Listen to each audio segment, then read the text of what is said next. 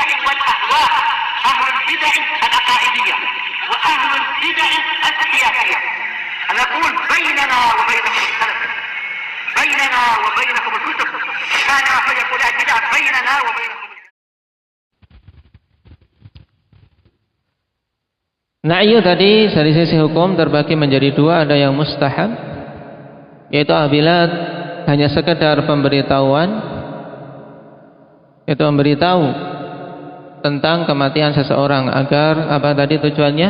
Agar dihadiri jenazahnya, kemudian disolati, didoakan. Sebagaimana dalam kisah Najasyi ini, juga dalam kisah meninggalnya Ja'far bin Abi Thalib pada perang apa? Ja'far bin Abi Thalib yang digelari dengan Dzul Janahain, pemilik dua sayap. Beliau wafat di perang apa? Indak Kasyah, perang Badar. Perang apa?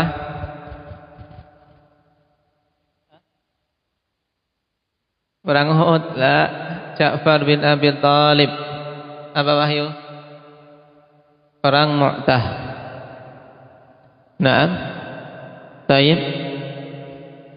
Di mana beliau memegang panji-panji bendera kaum muslimin. Ketika terputus tangan kanannya, beliau pegang dengan tangan kirinya. Kemudian terputus tangan kirinya, beliau berusaha untuk mengapit dengan tangan yang tersisa agar tidak jatuh. Kemudian Allah Subhanahu wa taala ganti kedua tangan yang terputus tersebut dengan sayap di surga kelak.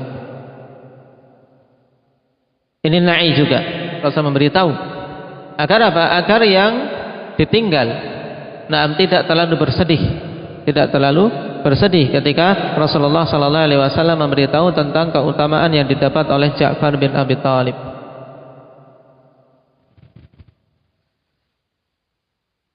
Sehingga dari sini na'i yang seperti itu sifatnya boleh, bahkan disunnahkan. Sebagaimana juga dicontohkan oleh para sahabat. Di antaranya diriwayatkan oleh Ibnu Abdul Bar rahimahullahu taala dalam Al-Istidkar dari Abi Hurairah bagaimana mereka mengamalkan hal ini. Maka Abu Hurairah radhiyallahu anhu yamurru bil majalis fayaqul inna akhakum qad mata fashhadu janazatah. Adalah suatu ketika Abu Hurairah melewati majalis, tempat-tempat duduk manusia sedang berkumpul-kumpul. Kemudian Abu Hurairah mengatakan, sesungguhnya saudara kalian telah meninggal, maka saksikanlah jenazahnya. Ini boleh. Sehingga boleh memberitahu pada zaman sekarang, misalnya dengan telepon, dengan HP dan seterusnya, memberitahu siapa-siapa yang diharapkan kehadirannya atau saudara-saudara yang tidak hadir diharapkan doanya. Ini disyariatkan. Kemudian yang kedua, ikhwani fillah, na'i yang sifatnya dilarang. Yang dilarang yaitu apabila pemberitahuan tersebut diiringi dengan mengangkat suara, mengeraskan suara, kemudian dengan menyebutkan keutamaan si mayit, maka inilah na'i yang dilarang.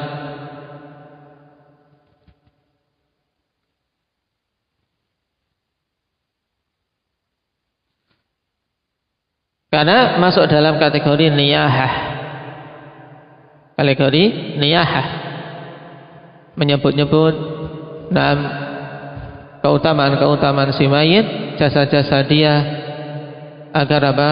Agar menjadi kebanggaan.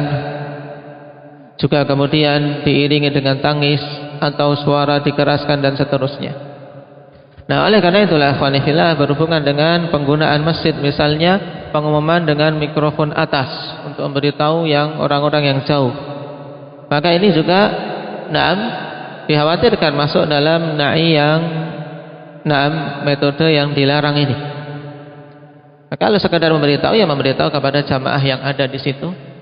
Adapun yang di sekitar mungkin dengan dari mulut ke mulut Nah, ini lebih sesuai dengan sunnah. Oleh karena itulah ditegaskan oleh Al-Hafidz Ibnu Hajar rahimahullah ta'ala dalam Fathul Bari, an-na'yu laisa mamnu'an kullah wa innama nuhiya amma kana ahlul jahiliyati yasna'una fakanu yursiluna man yu'linu bi khabari mautil mayyit ala abwabid dur wal aswaq. Na'i tidaklah dilarang secara keseluruhan, hanyalah yang dilarang yaitu na'i yang menyerupai apa-apa yang dilakukan oleh orang-orang jahiliyah dulu yang mereka lakukan. Nah, dulu mereka mengirim orang-orang untuk mengumumkan, ya Pak. Mengumumkan di sana. Nah, kemudian apa? Keliling ke pintu-pintu rumah.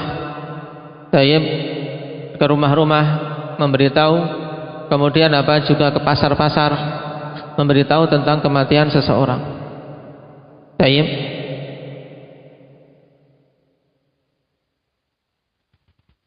Adapun memberitahu orang-orang yang kita kenal, saudara-saudara kita atau tetangga, khonifillah, memberitahu fulan telah wafat untuk apa bisa menghadiri jenazahnya, maka ini tidak mengapa.